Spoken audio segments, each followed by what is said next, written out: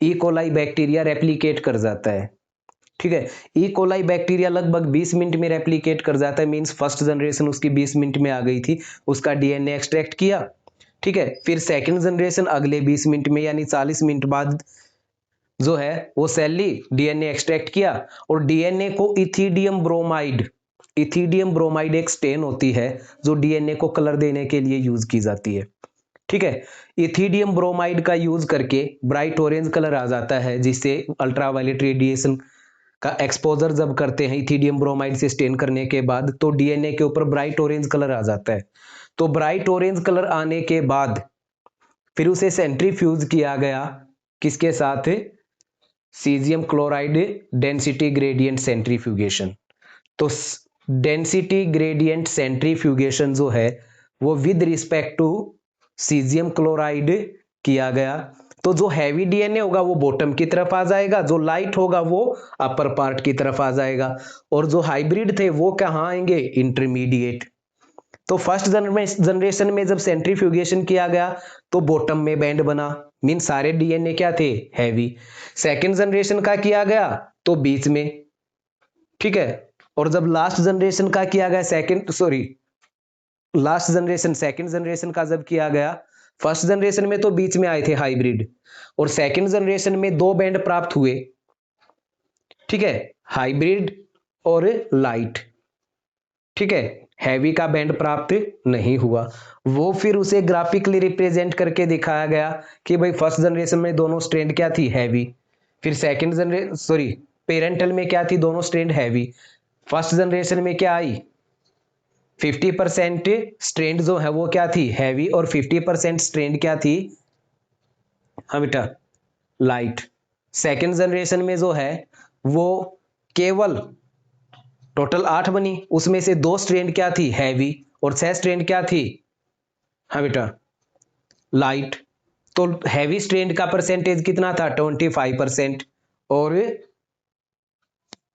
Light strand का कितना था बेटा? 75%। लेकिन वहां पे याद रखना बेटा, वो किसका परसेंटेज है? स्ट्रैंड डीएनए का। ठीक है, सिंगल स्ट्रैंड का। अगर पूछ लिया जाए लाइट डीएनए, हैवी डीएनए और हाइब्रिड डीएनए, तो दोनों स्ट्रैंड को इंक्लूड करना बेटा, दोनों स्ट्रैंड को मिला के एक डीएनए कहा जाएगा फिर। ठीक है, क्योंकि हाइब्रिड डीएनए की जब पूछ रहा है तो इसका मतलब वो दोनों स्ट्रैंड को इकट्ठा मिला के पूछ रहा है, तो उस कंडीशन में 50-50% आ जाएगा हाइब्रिड एंड 50% लाइट। जैसे सपोज करो फर्स्ट जनरेशन ये थी, सेकंड जनरेशन में क्या आ जाएगा? हाँ बेटा, हैवी की दोनों स्ट्रैंड सेपरेट हो गई, तो दोनों क्या आ गए? लाइट। अब नेक्स्ट जनरेशन में क्या होगा? ये जाएंगे। ठीक है, और ये दोनों सेपरेट हो जाएंगी। ठीक, अब भी नाइट्रोजन 14 वाले मीडिया में है तो कंप्लीमेंट्री स्ट्रैंड का फॉर्मेशन हो जाएगा। तो ये दोनों तो लाइट डीएनए बन गए, ये दोनों क्या बन गए? हाइब्रिड। तो 50% हाइब्रिड और 50% लाइट डीएनए। अगर लाइट स्ट्रैंड की बात करें तो लाइट स्ट्रैंड तो हैं 75% और हैवी स्ट्रैंड हैं 25%। ठीक है, क्वेश्चन में ये जरूर याद रखना बेटा, नीट में जो है पहले कई बार क्वेश्चन पूछा गया है कि भाई एक हैवी डीएनए है, उसे 3 जनरेशन तक, कितनी जनरेशन तक बेटा? 3। अब 3 जनरेशन इसे नेक्स्ट जनरेशन आ गया। ठीक, फर्स्ट, सेकंड, ठीक है, और थर्ड जनरेशन तक उसे एक नॉर्मल कल्चर मीडिया पे ग्रो कराया गया, तो लाइट स्ट्रैंड की का प्रोपोर्शन कितना होगा? अब वहां पे याद रखना बेटा, लाइट स्ट्रैंड का पूछा गया है, हाइब्रिड का पूछा गया है। ठीक है, अगर हाइब्रिड डीएनए का पूछा गया तो आप डबल स्ट्रैंडेड लोगे, अगर पूछा गया हाइब्रिड स्ट्रैंड का प्रोपोर्शन क्या होगा? ठीक है, तो पीछे एक कंपिटिटिव एग्जाम में पूछा गया था कि थर्ड जनरेशन तक, 3 जनरेशन तक एक हैवी डीएनए को नॉर्मल नाइट्रोजन 14 कंटेनिंग मीडिया के अंदर जो है रेप्लिकेट कराया गया तो थर्ड जनरेशन के अंदर कितने परसेंट जो है वो हैवी स्ट्रेंड होंगी, ठीक है, या फिर नंबर भी पूछा जा सकता है। अब ये याद रखना बेटा कि फर्स्ट एक डीएनए से हम शुरू करेंगे, नेक्स्ट में क्या होगा, क्योंकि ई कोलाई बैक्टीरिया एक ही तो क्रोमोसोम होता है उनके अंदर, तो उसी का कॉपी होती जाएंगी बेटा। एक से क्या बन गए अब दो, ठीक है, आई बात समझ में, तो दो, दो से क्या बन जाएंगे चार, चार से क्या बन जाएंगे आठ, आठ स्ट्रेंड बने, आठ क्या बनेंगे टोटल डीएनए, आठ की स्ट्रेंड कितनी हो जाएंगी, हाँ बेटा 16। अब स्ट्रेंड का पूछा गया तो 16 में से दो क्या रहेंगी, क्योंकि अब आगे ये सेपरेट होंगी तो हैवी तो एक ही जाएगी, इससे भी एक ही जाएगी। याद रखना अगर इनिशियली शुरुआत में हैवी लिया गया था और उसके बाद कल्चर मीडिया सिर्फ हम नाइट्रोजन 14 वाला रख रहे हैं, नॉर्मल रख रहे हैं, तो ये दो ही हैवी कंजर होती जाएंगी, हर जनरेशन में दो ही रहेंगी, ठीक है। लेकिन अगर ऐसा हो जाए जैसे मैंने कल क्वेश्चन बोला था कि एक जनरेशन के लिए तो उसे किस में रख दिया गया लाइट में, और दूसरी जनरेशन के लिए किस में रख दिया गया हैवी में, तो यह भी याद रखना कि किस जनरेशन में कौन से कल्चर मीडिया को यूज किया गया है, नॉर्मल कल्चर मीडिया को यूज किया गया है या फिर हैवी कल्चर मीडिया को यूज किया गया है, ठीक है। अब नॉर्मल का यूज करें तो थर्ड जनरेशन में कितने आएंगे 16, 16 में से दो क्या हैं हैवी स्ट्रेंड है, आउट ऑफ 16 इंटू 100, ये तो किसकी परसेंटेज आ जाएगी बेटा हैवी स्ट्रेंड की, हैवी स्ट्रेंड, ठीक है। अब अगर पूछ ले कि hybrid percentage, hybrid DNA percentage पूछ ले कि कितने परसेंट डीएनए हाइब्रिड होगा, तो टोटल 8 डीएनए मॉलिक्यूल प्राप्त हुए, 8 डीएनए में से दो क्या मिलेंगे हाइब्रिड, क्योंकि एक स्ट्रेंड तो ये सेपरेट होके जाएगी इसके कंप्लीमेंट्री बनेगी तो वो हाइब्रिड बनेगा, ये जाएगी इसके कंप्लीमेंट्री बनेगा वो हाइब्रिड बनेगा, इनके जो कंप्लीमेंट्री बनेंगी उनसे क्या बनेंगे लाइट, ठीक है। तो 8 में से हाइब्रिड कितने बने दो, तो 2/8 इंटू 100, ये तो हाइब्रिड की परसेंटेज आ जाएगी, ठीक है। और 6/8 इंटू 100 ये किसकी आ जाएगी बेटा, हाँ बेटा लाइट की, हैवी उसके अंदर होगा नहीं, हैवी की परसेंटेज कितनी आ जाएगी 0%, ठीक है। तो इसमें याद रखना बेटा कि स्ट्रैंड के बारे में पूछा गया है या डीएनए के बारे में पूछा गया है, न्यूक्लियोटाइड के बारे में भी पूछ सकता है बेटा, ठीक है, कि भाई एक क्रोमोसोम में उसकी लेंथ दे दे इतने बेस पेयर हैं, फिर उसे कह के और बाद में पूछ ले कि भाई कितने परसेंट न्यूक्लियोटाइड हैवी होंगे, कितने परसेंट न्यूक्लियोटाइड लाइट होंगे। जैसे यहां पे बोल दे कि बेस पेयर की लेंथ है या 2000 बेस पेयर है, अब 2000 बेस पेयर है इसका मतलब 4000 न्यूक्लियोटाइड है,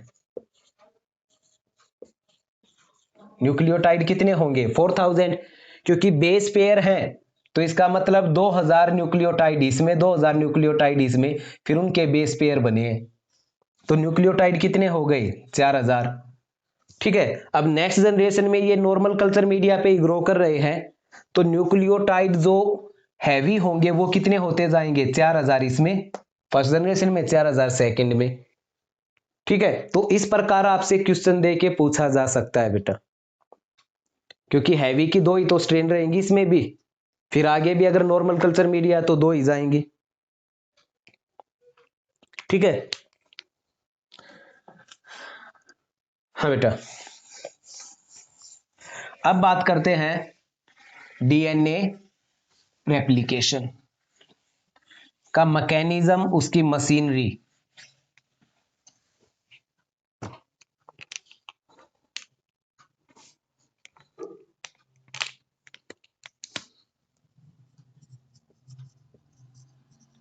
machinery and mechanism of DNA replication. Machinery में क्या क्या चाहिए था बेटा हमें, सेट ऑफ एंजाइम्स, और सेट ऑफ एंजाइम्स में कौन कौन से, हेलिकेज एंजाइम, हेलिकेज एंजाइम को क्या भी बोलते हैं? हाँ बेटा, किसके लिए चाहिए ये? अनवाइंडिंग के लिए। ठीक, यानी डीएनए को डबल स्ट्रैंडेड से सिंगल स्ट्रैंडेड बनाने के लिए। दूसरा क्या चाहिए? डीएनए पॉलीमरेज एंजाइम चाहिए। ठीक है, डीएनए पॉलीमरेज एंजाइम ये किसके लिए चाहिए बेटा? न्यूक्लियोटाइड को अटैच करने के लिए चाहिए, ताकि पॉलीमर का फॉर्मेशन हो सके। प्राइमेज एंजाइम चाहिए। ठीक है, लाइगेज एंजाइम चाहिए। ठीक, इसके अलावा हमें और भी एंजाइम की आवश्यकता होती है, जैसे टोपोआइसोमरेज एंजाइम की आवश्यकता होती है। ठीक है, तो मेन बेसिक एंजाइम ये हैं, इन एंजाइम की आवश्यकता होगी बेटा। सेकंड, सबस्ट्रेट, सबस्ट्रेट की आवश्यकता होगी। सबस्ट्रेट यहां पे कौन होंगे बेटा? न्यूक्लियोटाइड। क्या होंगे? न्यूक्लियोटाइड्स। कौन से? Deoxy, deoxy nucleotide. ठीक है, डीऑक्सी न्यूक्लियोटाइड कौन कौन से? डीएटीपी, डीटीटीपी, डीजीटीपी, डीसीटीपी। ठीक है, यानी deoxy adenosine triphosphate, deoxy thymidine triphosphate, deoxy guanosine triphosphate, deoxy cytidine triphosphate. ये ट्राइफॉस्फेट के रूप में जो है, ये किसके लिए यूज होंगे?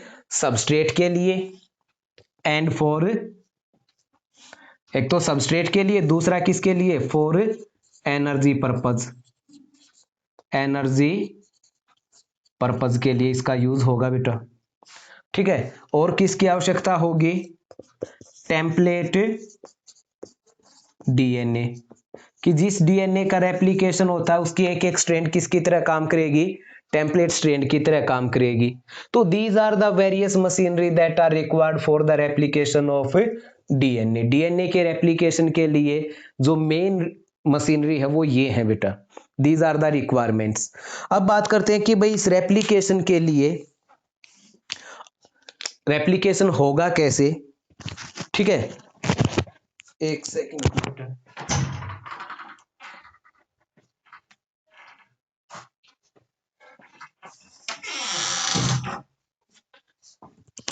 हाँ बेटा,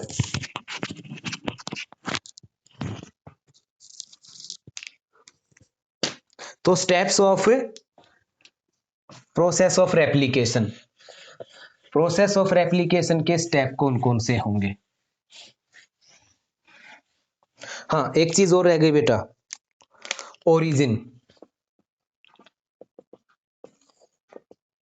ओरिजिन क्या होता है बेटा? Particular site on DNA from where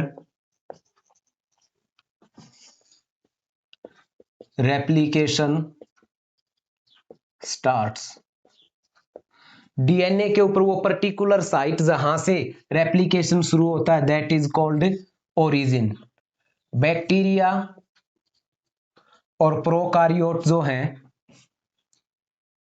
have one origin, उन पे क्या होगा?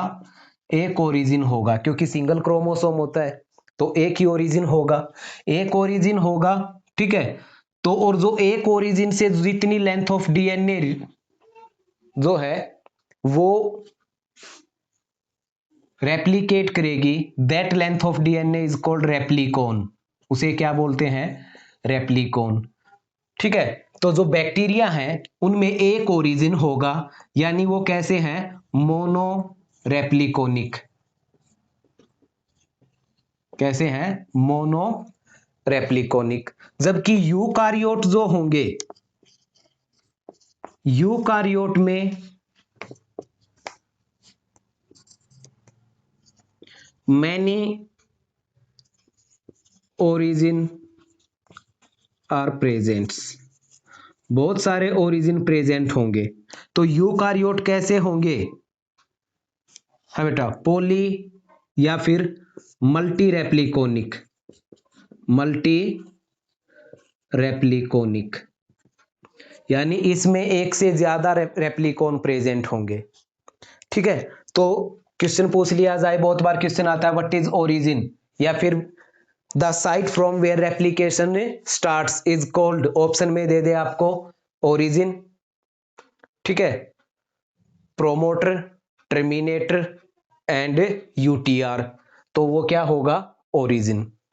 ठीक है, particular site on DNA from where replication start that is called origin.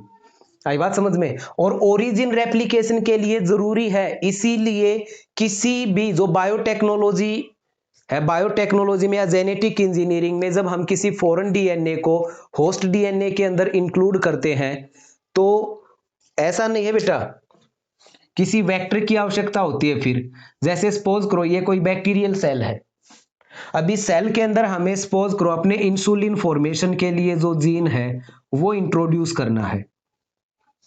अगर इस इंसुलिन फॉर्मेशन के लिए जो जीन है उसे यूं का यूं इंट्रोड्यूस करके छोड़ दे, तो ये अपने आप को रेप्लिकेट नहीं कर पाएगा, क्योंकि इस जीन के ऊपर कोई रेप्लिकेशन साइट नहीं है। ठीक है, तो पहले क्या करना होगा, इस जीन को किसी ऐसे डीएनए मॉलिक्यूल के अंदर इंट्रोड्यूस करना होगा जिसके ऊपर ओरिजिन हो, और जिसके ऊपर ओरिजिन होगा तो वो अपने आप को इंडिपेंडेंटली क्या कर सकता है? रेप्लिकेट। जैसे प्लाज्मिड है, एक्स्ट्रा क्रोमोसोमल सर्कुलर डीएनए, इस प्लाज्मिड जो है ये इंडिपेंडेंटली अपने आप को रेप्लिकेट कर सकता है, दैट मीन इसके ऊपर एक ओरिजिन है। ठीक है, अगर इस इंसुलिन जीन को हम इस प्लाज्मिड के अंदर इंट्रोड्यूस कर दें और अब इस प्लाज्मिड को इस बैक्टीरियल सेल के अंदर पहुंचाएं, ठीक है, तो क्या होगा? ये इंसुलिन वाला जीन अपने आप को रेप्लिकेट कर पाएगा और नेक्स्ट प्रोजेनी में भी ट्रांसफर कर देगा। आई बात समझ में? तो यहां से जो बात, तो इसका मतलब क्या है कि ओरिजिन की वजह से ही, प्रेजेंस ऑफ ओरिजिन की वजह से ही we use vector during recombinant DNA technology in biotechnology. Biotechnology के दौरान जो रिकम्बिनेंट डीएनए टेक्नोलॉजी यूज करते हैं किसी भी ऑर्गेनिज्म के जीनोटाइप को मॉडिफाई करने के लिए, उसमें हमें किसकी आवश्यकता होती है? वेक्टर की।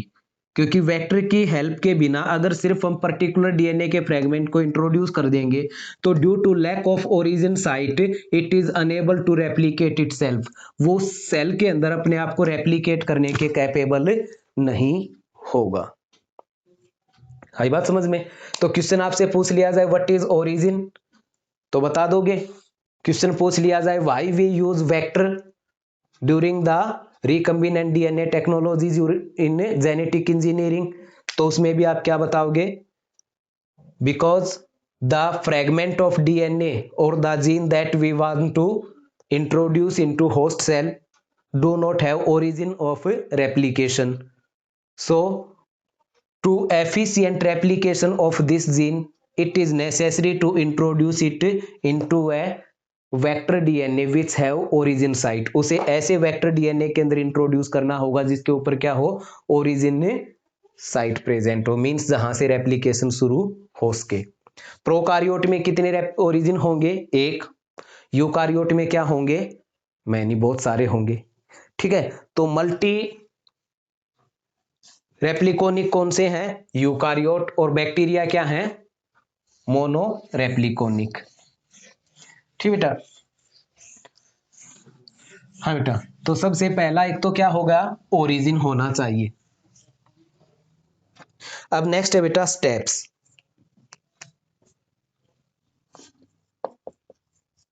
Steps of DNA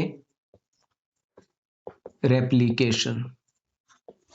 DNA replication के लिए क्या क्या स्टेप होने चाहिए बेटा? ठीक है,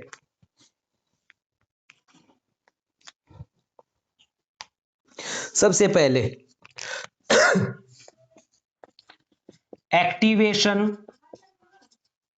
of deoxy nucleotides. Deoxy nucleotides का एक्टिवेशन होना चाहिए। अब एक्टिवेशन के लिए क्या होना होगा बेटा, जो डीऑक्सी एडिनोसिन मोनोफॉस्फेट है, DAMP का मतलब क्या है, डीऑक्सी एडिनोसिन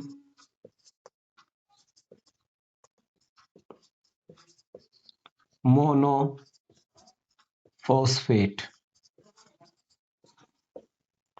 ठीक है, इसी प्रकार, क्योंकि एडेन जो डीएनए है, डीएनए के अंदर 4 प्रकार के तो बेस न्यूक्लियोटाइड प्रेजेंट होते हैं बेटा। कौन कौन से, adenylic acid, guanylic acid, cytidinylic acid and thymidinylic acid. तो ये 4 प्रकार के न्यूक्लियोटाइड प्रेजेंट होंगे। अब क्या होता है कि सबस्ट्रेट के फॉर्मेशन के लिए ऐसा नहीं है कि ये मोनोफॉस्फेट की फॉर्म में ही जाके अटैच हो जाएंगे, हालांकि अटैच मोनोफॉस्फेट ही होगा, लेकिन इसी फॉर्म में ये एज ए सबस्ट्रेट यूज नहीं होंगे। सबस्ट्रेट यूज होने के लिए इनका एक्टिवेशन होना होगा। एक्टिवेशन के लिए क्या होगा बेटा, ये DAMP, DGMP, deoxy guanosine monophosphate, deoxy TMP thymidine monophosphate, DCMP। इन सभी के साथ 2 इनऑर्गेनिक फॉस्फेट, ठीक है, यानी 2 इसके साथ, 2 इसके साथ, 2 इसके साथ, 2 इसके साथ, ठीक है, इनऑर्गेनिक फॉस्फेट यानी H3PO4, ये अटैच होंगे किसकी प्रेजेंस में, फॉस्फोरिलेज एंजाइम और एनर्जी। और किसी भी मॉलिक्यूल के साथ फॉस्फेट ग्रुप को अटैच करना, this process is called phosphorylation. ठीक है, तो फॉस्फोरिलेशन किया जाएगा मोनोन्यूक्लियोटाइड का। ठीक है, यानी DAMP, DGMP, DTMP और DCMP, इनके साथ फॉस्फेट ग्रुप जो हैं वो अटैच, 2-2 फॉस्फेट ग्रुप अटैच होंगे। ठीक है, किसकी प्रेजेंस में, फॉस्फोरिलेज एंजाइम और एनर्जी का यूज करके ये किस में कन्वर्ट हो जाएंगे, एडिनोसिन मोनोफॉस्फेट के साथ 2 फॉस्फेट अटैच होंगे तो वो क्या बना देगा, DATP। ठीक है, यानी deoxy adenosine try phosphate. DAMP के साथ 2 फॉस्फेट अटैच होंगे तो वो क्या बना देगा, DGTP, डीऑक्सी गुएनोसिन ट्राई फॉस्फेट। ठीक है, इसी प्रकार क्या बन जाएगा, DTTP, deoxy thymidine try phosphate. इसी प्रकार DCMP के साथ 2 फॉस्फेट अटैच होके ये क्या बन जाएगा, DCTP, डीऑक्सीराइबोसिस्टेडिन या डीऑक्सीसिस्टेडिन ट्राई फॉस्फेट। इनका फॉर्मेशन हो जाएगा बेटा। ठीक है, these are used for dual purpose, these are used for dual purpose, ये डुअल पर्पज के लिए यूज होंगे। और डुअल पर्पज इनका क्या होगा, फर्स्ट यूज्ड एज सबस्ट्रेट, ये सबस्ट्रेट के रूप में यूज होंगे, यूज्ड एज सबस्ट्रेट। और दूसरा provide energy for the polymerisation, polymerisation के लिए एनर्जी प्रोवाइड भी कौन करेंगे, फॉस्फेट ग्रुप। ठीक बेटा, अब फॉस्फेट ग्रुप जो है ये कैसे करेंगे बेटा, देखो कि जैसे ही ये फिर ट्रांसपोर्टेशन होके एज ए सबस्ट्रेट यूज होने के लिए जाएंगे तो DATP जो है इसके, देखो adenosine 1 phosphate group, 2 phosphate group, 3 phosphate group. ठीक है, तो जो ये फॉस्फोएस्टर लिंकेज है ये हाई एनर्जी बॉन्ड है, तो when these bonds are break down, जब ये बॉन्ड ब्रेक डाउन होंगे तो इनसे क्या होगी, एनर्जी लिबरेट होगी, और जो एनर्जी यहां से लिबरेट होगी that energy is used for the polymerisation, वो पॉलीमराइजेशन के लिए यूज कर ली जाएगी डीएनए पॉलीमरेज एंजाइम के द्वारा। आई बात समझ में? तो ये पहले तो दो फॉस्फेट सेपरेट हो जाएंगे, फिर ये दोनों फॉस्फेट जो है वाटर लेके, वाटर एब्जॉर्ब करके ये क्या करेंगे, दो इनऑर्गेनिक फॉस्फेट में डिवाइड हो जाएंगे, और इनसे जो एनर्जी रिलीज होगी that energy is used for addition of these nucleotide to the complementary nucleotide, complementary nucleotide के साथ इसके एडिशन के लिए यूज होती जाएंगी। ठीक है, यानी वहां पे फॉस्फोएस्टर बॉन्ड बनते जाएंगे। ठीक, जैसे सपोज करो ये डीएनए स्ट्रैंड है, यहाँ पे एडेनाइन, थाइमिन, साइटोसिन, गुआनिन। ठीक, डीएनए पॉलीमरेज क्या करेगा, यहाँ पे ये एडेनाइन के क्या आया, ठीक, तो डीटीटीपी आया, ये डीटीटीपी पहले किस में कन्वर्ट होगा, फिर डीएएमपी या डीटीएमपी, और इससे जो दो इनऑर्गेनिक फॉस्फेट डेवलप होंगे, ठीक है, जो बॉन्ड ब्रेक डाउन होगा उसके साथ क्या रिलीज होगी, एनर्जी। अब ये एनर्जी और डीटीएमपी को जो है वो अटैच कर देगा यहां पे, टी आ गया, अगले में क्या आ जाएगा, ए। अब इस ए और टी के बीच में जो फॉस्फोएस्टर लिंकेज बनेगा उस फॉस्फोडाइएस्टर लिंकेज के लिए कौन यूज होगा, ये एनर्जी यूटिलाइज होगी जो इन फॉस्फेट बॉन्ड के ब्रेकडाउन से रिलीज हुई थी। फिर डीएनए पॉलीमरेज अगला जी आ जाएगा, सी आ जाएगा, इनके बीच में एस्टर लिंकेज बनाता रहेगा और इस प्रकार पॉलीमराइजेशन अकर होगा। ठीक है, तो activation of deoxy nucleotide mean phosphorylation of deoxy monophosphate nucleoside monophosphate. Adenosine तो जो है ये तो पर्टिकुलर इसके लिए हो गया, अगर कॉमन बताना है तो आपको क्या करोगे, डीऑक्सी न्यूक्लियोसाइड मोनोफॉस्फेट। तो activation of D nucleotide, deoxy nucleotide का ऑक्सीडेशन कैसे करेंगे, means activation of deoxy nucleotide mean the phosphorylation of deoxynucleoside monophosphate by the phosphorylase enzyme and energy, and nucleoside monophosphate are converted into deoxynucleoside triphosphate, and deoxynucleoside triphosphate are used for dual purpose। dual purpose के लिए use किए जाएंगे कौन कौन से, first as used as substrate and second used for the energy for polymerisation, की energy provide करेंगे for polymerisation, polymerisation के लिए एनर्जी। ठीक बेटा, हाँ बेटा, फिर है एक्टिवेशन हो गया, एक्टिवेशन के बाद सेकंड स्टेप आएगा बेटा अनवाइंडिंग ऑफ डीएनए।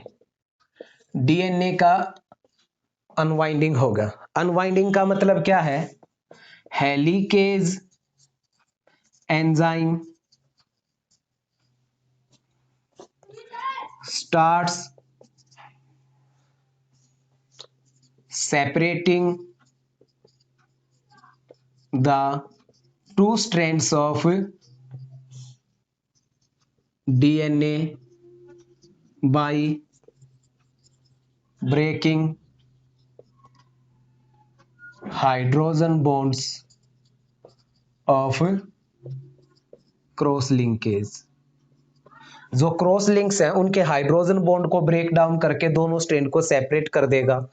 ठीक है, from the site of origin, origin के साइट से शुरू करेगा बेटा। ठीक है, note the complete length of DNA is separated, complete length को सेपरेट नहीं किया जाता। ठीक है, ओनली अ फ्रैगमेंट और क्यों नहीं करते कंप्लीट को?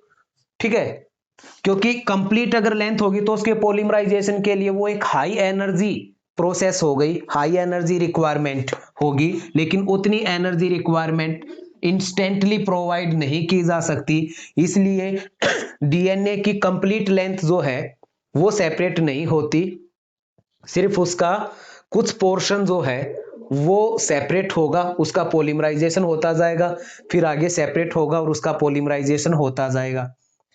ठीक है, तो ओनली ए फ्रेगमेंट और the portion of DNA is separated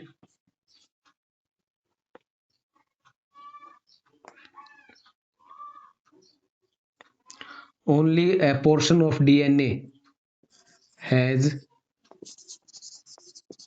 separated strands forming a Y-shaped structure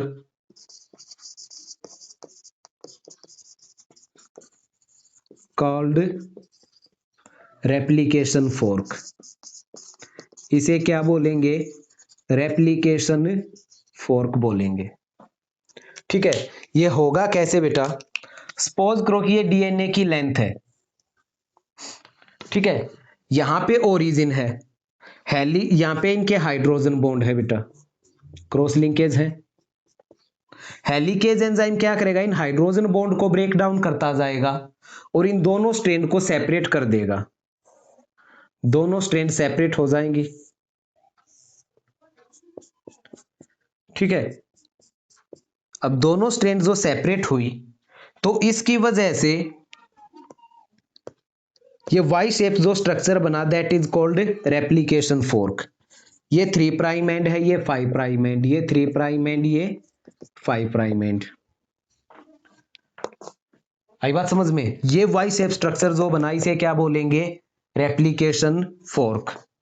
ठीक है, और इन हाइड्रोजन बॉन्ड को ब्रेक डाउन करने वाला जो एंजाइम है ये कौन सा है? Helicase enzyme. ठीक है, जब ये वाई शेप स्ट्रक्चर बनेंगे तो इन वाई शेप स्ट्रक्चर को होल्ड रखने के लिए यहां बाहर की तरफ कुछ प्रोटीन बाइंड हो जाते हैं जो इस रेप्लिकेशन फोर्क की शेप को मेंटेन रखेंगे। These proteins are called single strand binding protein, SSBP, यानी सिंगल स्ट्रैंड बाइंडिंग प्रोटीन। ये बाइंड हो जाएंगे आउटर साइड पे और रेप्लिकेशन फोर्क को मेंटेन रखेंगे, इसकी शेप को मेंटेन रखेंगे बेटा। ठीक है, अब जो है अगर डीएनए हेलिक्स को यू सेपरेट करते जाएंगे ऐसे, ठीक है, यू सेपरेट करते जाएंगे तो क्या होगा बेटा कि जैसे सपोज करो ये वाला है, इसे यूं सेपरेट करते गए तो क्या होगा, जो इस अनकॉइलिंग रेप्लिकेशन फोर्क से नीचे की जो पोर्शन है इसमें क्या हो जाएगी? टेंशन क्रिएट हो जाएगी। ठीक है, यानी इसे यूं सेपरेट करेंगे तो ये जो कॉइलिंग है ये कॉइलिंग डेंस हो जाएगी, कॉइलिंग डेंस होगी, यहाँ पे टेंशन क्रिएट हो जाएगी और टेंशन क्रिएट होके ये सुपर कॉइलिंग होना शुरू हो जाएगी, जैसे ये कॉइलिंग होना शुरू हो गई। ठीक है,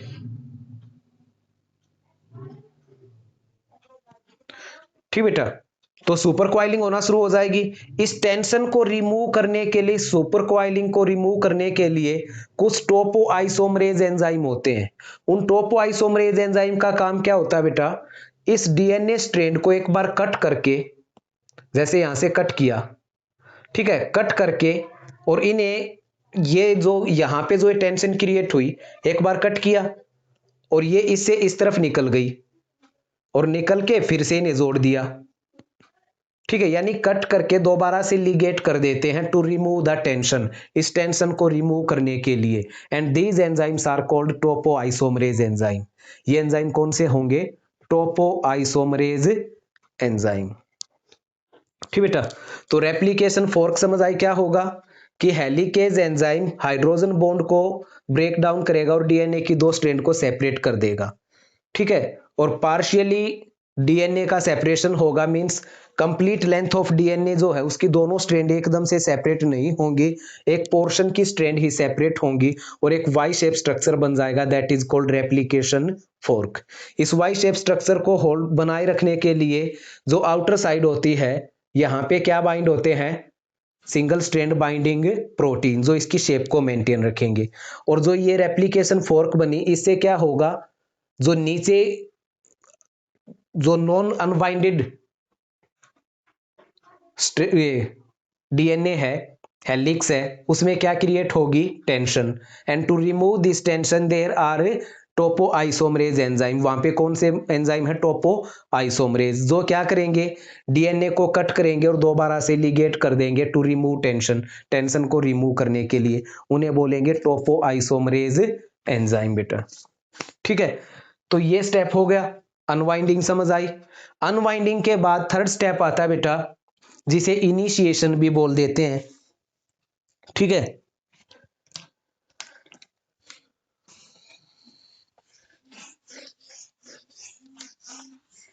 और the formation of primer. Next step क्या बेटा, इनिशिएशन और फॉर्मेशन ऑफ प्राइमर।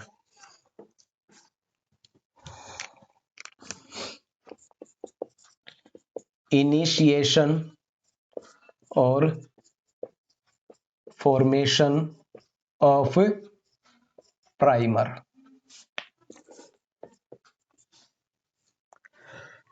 ठीक बेटा, देखो क्या होता है बेटा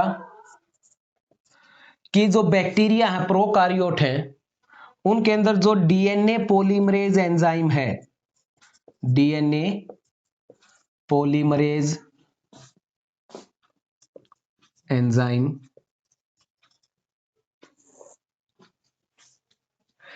is unable to fix or settle the first nucleotide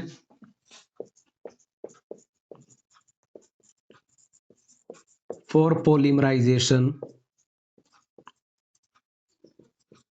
कि पोलीमराइजेशन के लिए जैसे रेप्लिकेशन फोर्क है, इस रेप्लिकेशन फोर्क पे ये 3 प्राइम एंड ये 5 प्राइम एंड ये 3 प्राइम ये 5 प्राइम, तो यहां पे सपोज करो ओरिजिन था, तो ओरिजिन की तरफ से रेप्लिकेशन जब यूं स्टार्ट होगा